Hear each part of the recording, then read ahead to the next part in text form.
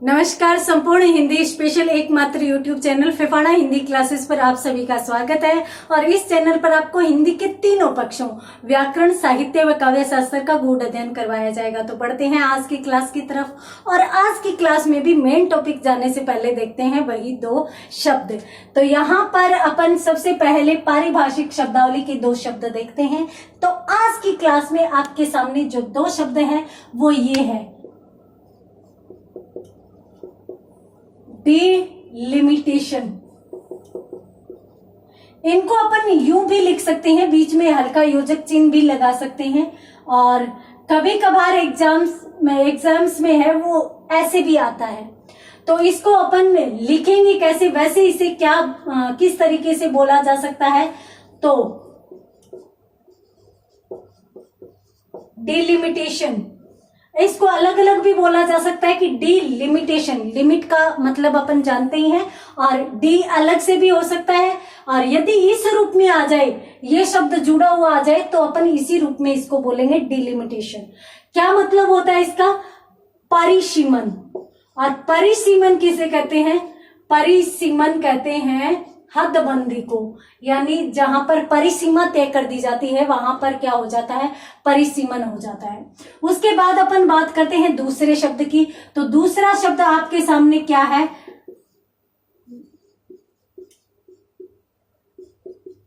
Disparity. इसको अपन इस रूप में भी लिख सकते हैं, डिस्पेरिटी। क्या होती है ये? यदि किसी चीज में कुछ अलग हो तो अपन उसको डिस्पेरिटी कह सकते हैं, अर्थात असमानता को ही डिस्पेरिटी बोला जा सकता है। ठीक है, तो डिस्पेरिटी और डिलिमिटेशन दो शब्द आज आपके सामने हैं। और उसके बाद अपन बात करते हैं राजस्थानी भाषा के दो शब्दों की। तो एक शब्द आपके सामने है गाबा। अब ये गाबा क्या होता है? वस्त्रों को ही राजस्थान में गाबा कहते हैं। ठीक है, तो गाबा यानी वस्त्र। उसके बाद अगले राजस्थानी शब्द की बात करें तो एक शब्द आता है ऊंडो। ऊंडो, अब ऊंडो किसे कहते हैं? गहरा। और इसकी टोन अलग होती है राजस्थान में, थोड़ा सा ऊपर दबाव लगाकर ऊंडो ऐसे बोला जाता है, और जिसको अपन क्या कहते हैं? गहरा को कहते हैं। तो यहाँ पर आज की क्लास के 4 शब्द जल्दी से स्क्रीनशॉट लीजिए। बढ़ते हैं आगे अपनी मेन क्लास की तरफ। तो आज आपके सामने थे जो 4 शब्द, डिलिमिटेशन, परिसीमन, डिस्पेरिटी, तो असमानता, गाबा यानी वस्त्र, ऊंडो यानी गहरा। तो आज की क्लास के 4 शब्द हो गए। अब अपन बात करते हैं अगले अपने मेन टॉपिक की। तो अपन पढ़ रहे थे इस क्लास में विशेषण, और विशेषण में अपनों ने विशेषण के सभी भेद क्लियर किए। कौन से? 4 मुख्य भेद देखे, उसके बाद जो 2 अन्य भेद है उनको भी अपनों ने देखा। उसके बाद अपनों ने वाक्य में प्रयोग के आधार पर भी विशेषण के दोनों भेद क्लियर किए। अब क्या बचता है विशेषण में? विशेषण में कल की क्लास में मैंने आपको बताया था कि अब अपन पढ़ने वाले हैं विशेषण की मुख्य अवस्थाएं।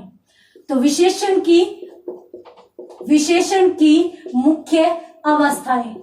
अब अवस्थाएं कितनी होती है? विशेषण की कितनी अवस्थाएं मानी जाती है? तो 3 अवस्थाएं मानी जाती है। कौन कौन सी अवस्थाएं मानी जाती है उनके बारे में कल की क्लास में अपन ने देख लिया था। पहली मूलावस्था, फिर उत्तरावस्था और फिर उत्तमावस्था। उनमें अब अपन एक एक करके विश्लेषण करेंगे। तो मूलावस्था क्या है? ये 2 शब्दों से मिलकर बना है, मूल जोड़ अवस्था। यानी विशेषण शब्द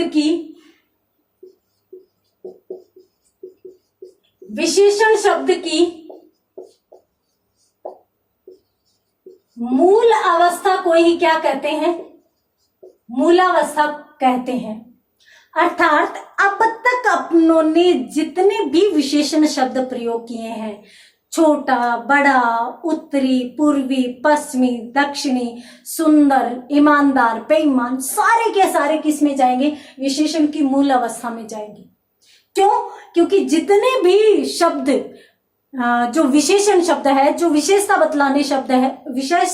बतलाने वाले शब्द है, जो प्रचलन में है, सारे के सारे मूल अवस्था में ही होते हैं, अपनी मौलिक अवस्था में ही होते हैं, परंतु बाद में अपन उनकी अवस्थाओं में परिवर्तन कर सकते हैं अनेक प्रकार से। ठीक है, कुछ में प्रत्यय लगाकर, कुछ में कोई शब्दांश आगे जोड़कर, इस प्रकार से अपन है वो परिवर्तन कर सकते हैं। परंतु जितने विशेषण शब्द प्रचलन में है वो सभी की सभी अपनी मौलिक अवस्था में प्रचलन में है, इसलिए सारे के सारे विशेषण शब्द क्या कहलाते हैं? मूल अवस्था की विशेषण ही कहलाते हैं। कैसे? मान लीजिए आपके सामने एक वाक्य है कि बुद्ध एक अच्छा लड़का है। बुद्ध एक अच्छा लड़का है, ये आपके सामने एक वाक्य है। बुद्ध कैसा लड़का है? अच्छा लड़का है। तो कैसा, कैसी, कैसे का उत्तर क्या होता है? विशेषण होता है। और यहां पर ये शब्द, चूंकि अपनों ने इसमें कहीं कोई परिवर्तन नहीं किया, न तो इससे पहले कोई शब्द लगाया, न इसके बाद में कोई शब्द लगाया, न कोई शब्दांश लगाया, अर्थात न कोई प्रत्यय लगाया, तो ये अपनी मूल अवस्था में है। अर्थात इसकी कौन सी अवस्था मानी जाएगी? मूल अवस्था मानी जाएगी। उसी प्रकार से मैंने यूं कहा कि गंगा एक पवित्र नदी, गंगा एक पवित्र नदी है। अब ये वाक्य है, तो गंगा कैसी नदी है? पवित्र नदी है। कैसी का उत्तर है? विशेषण आएगा। और चूंकि अपनों ने इससे पहले और बाद में कुछ नहीं लगाया, तो ये किस अवस्था में माना जाएगा? मूल अवस्था में माना जाएगा। उसी प्रकार से मान लीजिए कि एक वाक्य है, राम शाम से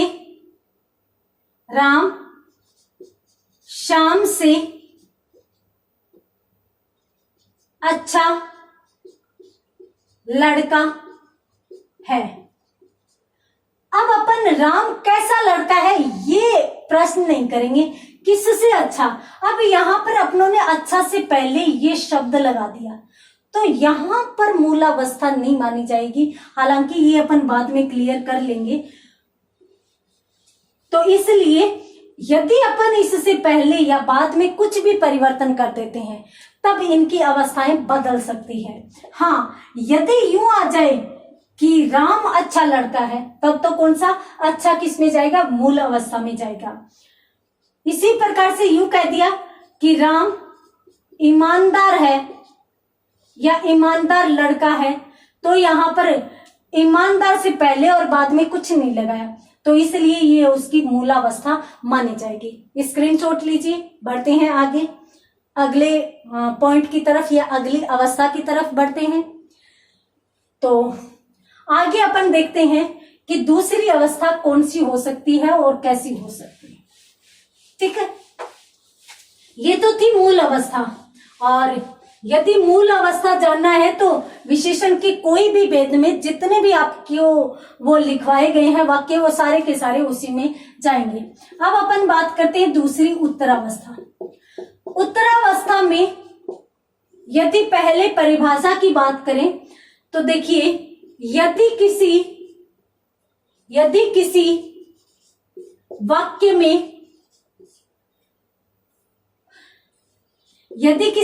में दो में से तुलना करते हुए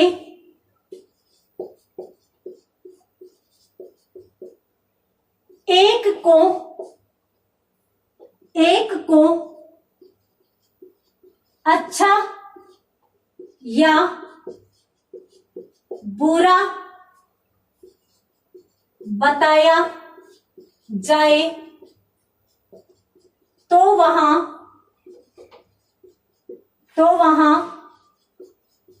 विशेषण की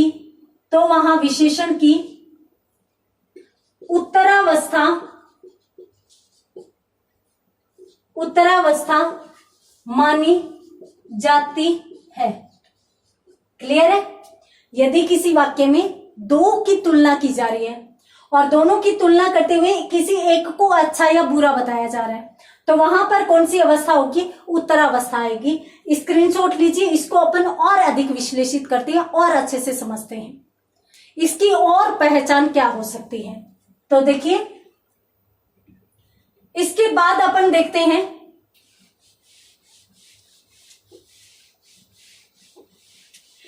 पहली शर्त तो क्या होगी कि दो लोगों का नाम आना चाहिए। ठीक है, दो लोगों में से एक को या तो हीन बताया जाए या अच्छा बताया जाए। तो वहां पर कौन सी अवस्था होगी? उत्तरावस्था। अब इनको प्रकट करने के लिए क्या किया जाए या इसकी पहचान क्या हो सकती है? पहचान यदि अपन देखें तो विशेषण शब्द की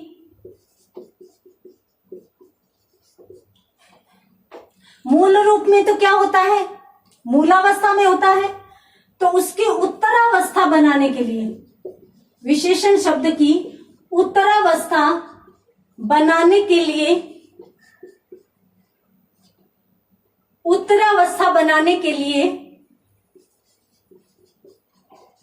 विशेषण शब्द से पहले या तो से लिख दिया जाता है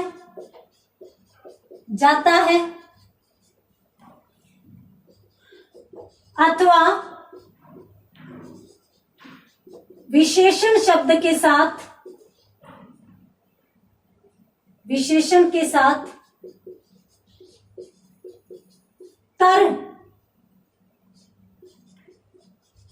प्रत्यय जोड़ दिया जाता है। ये लो, अपने को मूल अवस्था में तो सारे विशेषण शब्द रहते ही रहते हैं, ये चीज मैंने आपको क्लियर कर दी, पहले ही बता दी। तो अब अपने को उसकी उत्तरावस्था बनानी है। तो उत्तरावस्था बनाने के लिए अपने को दो ही काम करने हैं और दोनों में से एक ही काम करना है। या तो आप वो कर लीजिए या वो कर लीजिए। क्या? या तो आप विशेषण शब्द से पहले से लिख दीजिए, जो भी विशेषण शब्द, जैसे अपनों ने अभी अच्छा विशेषण देखा, पवित्र देखा, तो उन अच्छा या पवित्र से पहले से लिख दीजिए, विशेषण शब्द की उत्तरावस्था बन जाएगी। यदि आप से नहीं लिखते हैं, अब कुछ शब्द ऐसे होते हैं जिनके साथ से न लिखकर अपन कोई प्रत्यय जोड़कर ज्यादा शुद्ध वाक्य बना सकते हैं, तो वहां पर आप क्या करिए? तर प्रत्यय जोड़ दीजिए। दोनों एक साथ नहीं आएंगे। ठीक है, कभी कभार है वो सामान्यतः तो इस एक के साथ कोई विशेषण शब्द लिख दिया जाता है तो काम निकल जाता है, और कभी कभार ये अकेला प्रयोग में लाते हैं अपन तो भी काम में आ सकता है। तो इसलिए यहां पर दोनों को साथ में लगाने की कहीं जरूरत नहीं है, एक से काम आसानी से चल जाएगा। तो यहां पर या तो पहले से लगा दीजिए या बाद में तर प्रत्यय जोड़ दीजिए, आपका काम कंप्लीट है। कैसे? एक वाक्य यहां पर देख लेते हैं। वाक्य ये है कि राम श्याम से ईमानदार है। अब यहां पर अपनों ने देखा था कि राम ईमानदार लड़का है। ठीक है, अब अपनों ने क्या किया कि भाई दो के मध्य तुलना करनी है। पहली बात तो ये दो में से एक को अच्छा या बुरा बताना है, तो हमने क्या किया? राम श्याम से ईमानदार है, तो ईमानदार से पहले क्या जोड़ दिया? से जोड़ दिया, और यह आपकी कौन सी अवस्था बन गई? उत्तरावस्था बन गई। ठीक है, हाँ, और उसी प्रकार से मान लीजिए यूं कह दिया कि रमेश पटुतर है, तो इसका मतलब है, पटु का मतलब होता है चालाक होना या मतलब किसी दो में से कोई एक तेज होना। तो उसके लिए हम पटु शब्द काम में लेते हैं। तो यहां पर यदि पटुतर कर दिया तो भी उत्तरावस्था, और पहले से लगा दिया तो भी उत्तरावस्था। पहले स्क्रीनशॉट लीजिए, उसके बाद देखते हैं अपन इससे संबंधित उदाहरण। तो यहां पर अपन क्या पढ़ रहे हैं? अपन विशेषण की दूसरी अवस्था पढ़ रहे हैं, और दूसरी अवस्था कौन सी है? उत्तरावस्था मानी जाती है। और उत्तरावस्था में अपने को क्या करना है? पहली बात तो एक व्यक्ति होगा ही नहीं। ठीक है, दो में से अपने को तुलना करते हुए एक को अच्छा और एक को बुरा बताना है, यानी एक को अच्छा दोनों में से या उसको बुरा, इस प्रकार से अपने को बताना है। दूसरी बात, इसके लिए अपने को क्या करना है, या से लगा दो या तर लगा दो। देखते हैं कैसे।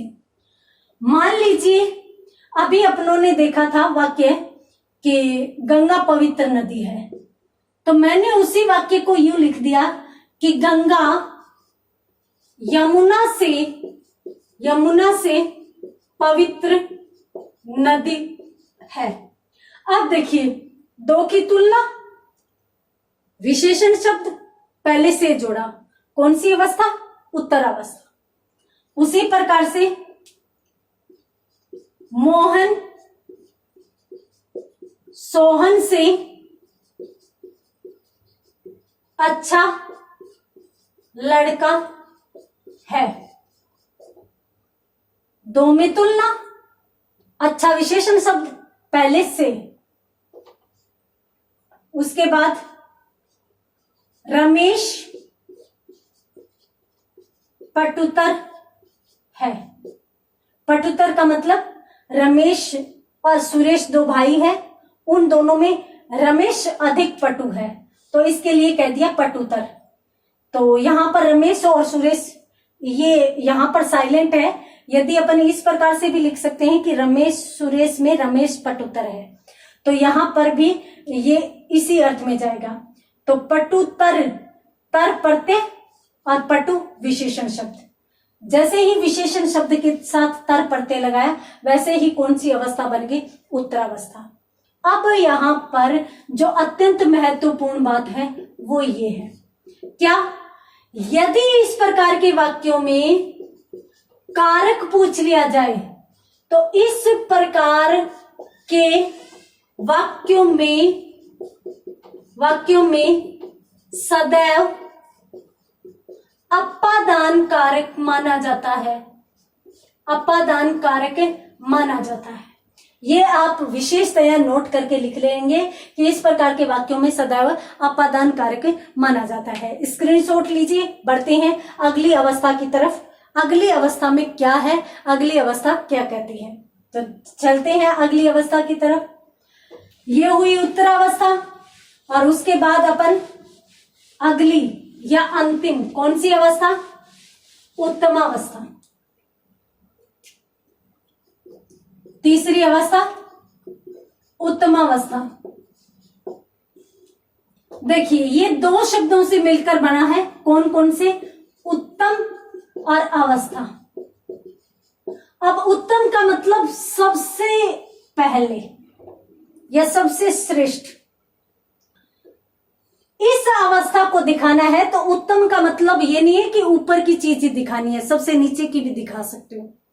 आपने अगर यूं कहा ना कि माधव सबसे नीचे है, माधव सबसे बेईमान है, माधव सबसे बुरा है, तो भी अवस्था कौन सी होगी, उत्तमावस्था।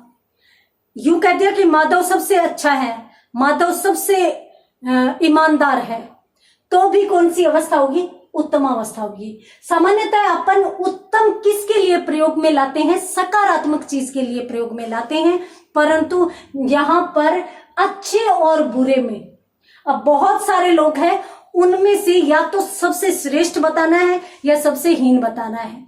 दोनों ही अवस्थाओं के लिए अपने पास विशेषण की एक अवस्था है, कौन सी, उत्तमावस्था। अब अपन यहां पर क्या परिभाषित कर सकते हैं या कौन सी परिभाषा दे सकते हैं, तो यहां पर अपन लिख सकते हैं कि यदि किसी वाक्य में बहुत में एक को श्रेष्ठ या हीन बताया जाए तो वहां विशेषण की उत्तमावस्था मानी जाती है। एक तो ये कि यदि किसी वाक्य में बहुत में से एक को श्रेष्ठ या हीन बताया जाए तो वहां पर कौन सी अवस्था मानी जाती है? विशेषण की उत्तम अवस्था। स्क्रीनशॉट लीजिए, फिर अपन पहचान करने का तरीका भी देख लेते हैं कि इसकी पहचान क्या हो सकती है। ठीक है, अब अपन देखें।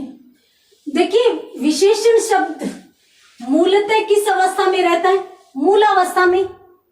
और यदि कहीं पर एक विशेषण शब्द है, उससे पहले सबसे लिखा हुआ मिल जाए तो वहां पर विशेषण की कौन सी अवस्था मानी जाती है? उत्तम अवस्था मानी जाएगी। एक चीज तो ये याद रखनी है। दूसरी बात, विशेषण शब्द है और विशेषण शब्द के साथ यदि इष्ट या तम या तम या तरीन, इनमें से कोई भी प्रत्यय लिखा हुआ मिल जाए, सदैव विशेषण की कौन सी अवस्था मानी जाएगी? उत्तम अवस्था मानी जाएगी। ये लो जी, अब पूरी समस्या का समाधान। यदि विशेषण शब्द अकेला आया है, इसके पहले न से है न सब से है, और उसके बाद में न तो तर है न तम है न इष्ट है न तरीन है, तो सीधी की सीधी कौन सी अवस्था? मूल अवस्था। यदि पहले से है या बाद में तर है तो उत्तरावस्था। यदि पहले सब से है या विशेषण शब्द के बाद तम इष्ट तरीन में से कोई भी एक प्रत्यय है तो कौन सी अवस्था? उत्तम अवस्था। स्क्रीनशॉट लीजिए, उसके बाद देखते हैं अपन इससे संबंधित भी कुछ महत्वपूर्ण उदाहरण। तो यहां पर भी अपन उदाहरण देखते हैं उत्तम अवस्था के भी। तो देखिए, उत्तम अवस्था कहां होती है? सबसे पहले तो अपनों ने देख लिया कि सबसे श्रेष्ठ बताना है या सबसे बुरा बताना है। तो पहले तो अपन पहले वाले वाक्यों को ही ले। मोहन सबसे ईमानदार है। ये लो, ईमानदार विशेषण शब्द, मूलावस्था, इससे पहले सबसे, बिना देखे आंख बंद करके उत्तमावस्था कर देना। बिना समझे, सॉरी, देखे बिना तो कैसे करोगे? बिना समझे आंख बंद करके उत्तमावस्था। गंगा सबसे पवित्र नदी है। पवित्र विशेषण शब्द, पहले सबसे, उत्तम अवस्था। वहां की व्यवस्थाएं बेहतरीन है। अब देखिए, बेहतर शब्द विशेषण है। अब यहां पर देखें तो ये भी शब्द है वो बेहद और तरीन, इस प्रकार से दो शब्दों से मिलकर बना है। ठीक है, तो यहां पर देखिए बेहतरीन से पहले सबसे नहीं है, तो क्या अपन इसको मूलावस्था में कर दे? नहीं, बाद में तरीन पढ़ते हैं, और बाद में तरीन यानी इष्ट तम तरीन तीनों किस में जाएंगे? उत्तम अवस्था में जाएंगे, और इसलिए यहां पर कौन सी अवस्था मानी जाएगी? उत्तम अवस्था। स्क्रीनशॉट लीजिए, बढ़ते हैं आगे, अगली कुछ महत्वपूर्ण चीजों को देखते हैं। एक दो उदाहरण इसके और भी देखते हैं। देखिए, अब पहले तो एक नोट लगाकर चीज लिखेंगे। महत्वपूर्ण बात क्या? कि जो भी अपनों ने तीन प्रत्यय देखे, उनमें से एक विशेषण शब्द के साथ एक ही आएगा। एक से अधिक आते ही शब्द अशुद्ध हो जाएगा। अत्यंत महत्वपूर्ण बात। अपन यूं कह सकते हैं कि विशेषण शब्द की उत्तमावस्था बनाने के लिए बनाने के लिए इष्ट तम या तरीन में से किसी एक ही प्रत्यय को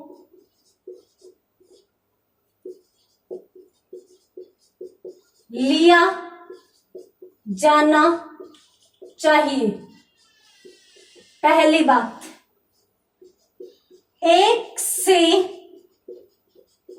अधिक प्रत्यय जोड़ने पर शब्द अशुद्ध हो जाता है। ये लीजिए, पहले तो इसका स्क्रीनशॉट लीजिए, फिर अपन वाक्यों के माध्यम से, उदाहरणों के माध्यम से इस चीज को अच्छे से समझेंगे। ठीक है। विशेषण शब्द की उत्तमावस्था बनाने के लिए इष्ट तम या तरीन में से किसी एक ही प्रत्यय को लिया जाना चाहिए। एक से अधिक प्रत्यय जैसे ही जुड़े वाक्य अशुद्ध। जैसे यदि देखें तो एक शब्द है आपके सामने उत्कृष्ट। उत्कृष्ट शब्द यदि देखें तो यहां पर विशेषण की मूल अवस्था मानी जाती है, अर्थात मूलावस्था रहती है।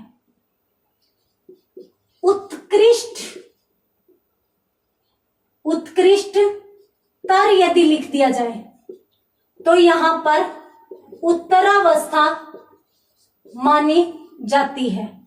उसी प्रकार से उत्कृष्ट तम लिख दिया जाए तो यहां पर तम प्रत्यय आने के कारण उत्तमावस्था मानी जाएगी। ठीक है। उसी प्रकार से एक शब्द है श्रेष्ठ, तो विशेषण की मूल अवस्था श्रेष्ठतर, विशेषण की उत्तरावस्था, और श्रेष्ठ तम विशेषण की उत्तमावस्था। सही है।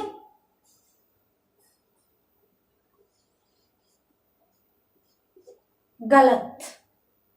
क्यों? इसलिए क्योंकि ये जो शब्द बना है, जो श्रेष्ठ शब्द बना है, वो बना है श्रेय के साथ इष्ट प्रत्यय से। ठीक है। तो अपनों ने इष्ट 3 प्रत्यय इस अवस्था के देखे थे। कौन से? इष्ट या तम या तरीन, ये 3 प्रत्यय देखे थे। अब यहां पर अपन इष्ट प्रत्यय ले चुके, तो यहां पर इष्ट के साथ तर प्रत्यय 2 प्रत्यय आने पर यह शब्द ही अशुद्ध है। यहां पर भी इष्ट के साथ तम 2 प्रत्यय आने पर यह शब्द ही अशुद्ध माना जाता है। इस प्रकार के कोई शब्द ही नहीं होते। भ्रांतिवश या अज्ञानतावश ऐसे शब्द लिख दिए जाते हैं। यहां पर विशेषण में यदि अपन बहुत अच्छे के लिए काम में लिए जा रहे हैं तो मूलावस्था में भी श्रेष्ठ शब्द होगा और उत्तमावस्था में भी श्रेष्ठ शब्द ही होगा। यहां पर और प्रत्यय दोनों जुड़ेंगे ही नहीं। क्लियर है? तो यहां पर आप इस चीज का इनका स्क्रीनशॉट ले लीजिए। यहां पर तो मैं लिख देती हूं में से एक, और उसके बाद ये जो मानी जाएगी श्रेष्ठ अवस्था, ये कौन सी मानी जाएगी? उत्तम अवस्था मानी जाएगी। न तो श्रेष्ठ तर होगा न श्रेष्ठ तम होगा। स्क्रीनशॉट लीजिए।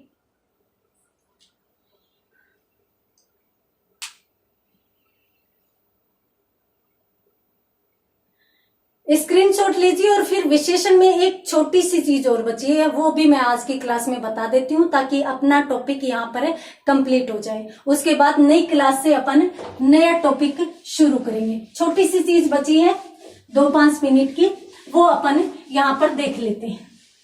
कौन सी? एक शब्द आता है प्रविशेषण। प्रविशेषण क्या होता है प्रविशेषण? सीधी की सीधी बात, विशेषण शब्द की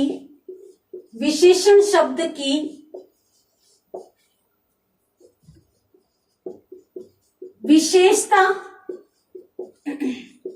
बतलाने वाले शब्द ही प्रविशेषण कहलाते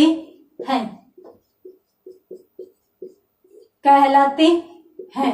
जैसे राम बहुत अच्छा लड़का है।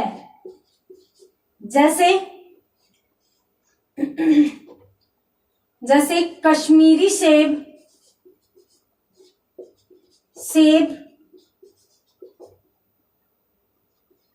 सिंदूरी लाल होते हैं। ये लीजिए, क्या पढ़ा आप लोगों ने? प्रविशेषण। प्रविशेषण कहते किसे हैं? विशेषण शब्द की भी विशेषता बतलाने वाले शब्द क्या कहलाते हैं? प्रविशेषण कहलाते हैं। अब देखते हैं कैसे। राम अच्छा लड़का है, अच्छा तो क्या है? विशेषण है, परंतु अच्छा की भी विशेषता क्या है? कि बहुत अच्छा है। तो जैसे ही अपनों ने यूं कहा कि भाई राम बहुत अच्छा लड़का है, तो ये तो होगा विशेषण, और ये बहुत अच्छा, ये विशेषण की भी विशेषता बतला रहा है, इसलिए बहुत शब्द क्या कहलाएगा? प्रविशेषण कहलाएगा। क्लियर है?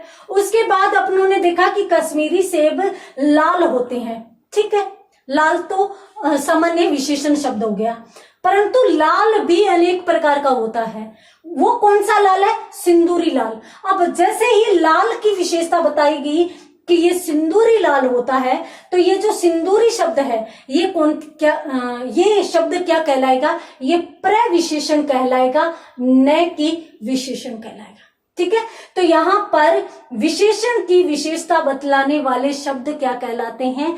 प्रविशेषण कहलाते हैं। तो इसी के साथ विशेषण के विभिन्न प्रकार के भेद, विशेषण की अवस्थाएं और प्रविशेषण, तीनों चीजें विशेषण से संबंधित अपनी कंप्लीट होती है, और उसके बाद नई क्लास में मिलते हैं बाद में।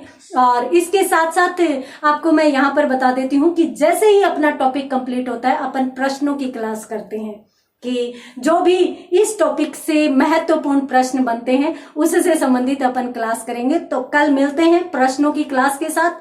देखते हैं आपने कितना अच्छे से टॉपिक को पढ़ा है, देखते हैं आप कितना सही कर पाते हैं। तो मिलते हैं अगली क्लास में, तब तक के लिए धन्यवाद।